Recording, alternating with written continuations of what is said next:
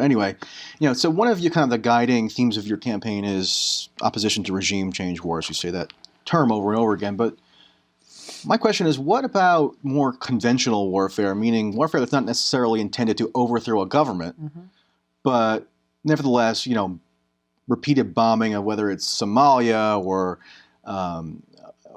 Yemen or in other places that seen a lot of drone warfare since 9/11, Pakistan, etc.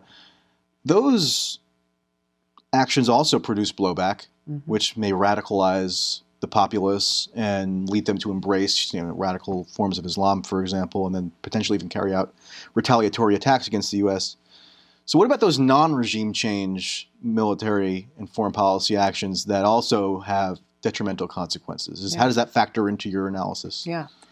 I think we've got to be clear-eyed and pragmatic about the threats that face our security, the security of the American people, and we've got to be smart about how we're approaching and defeating those threats.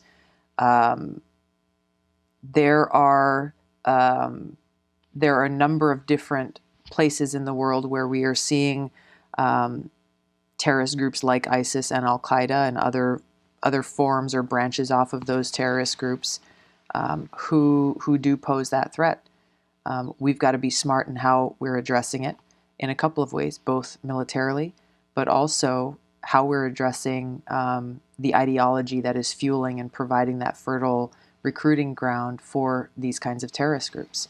This is why I've been so outspoken about Saudi Arabia. This is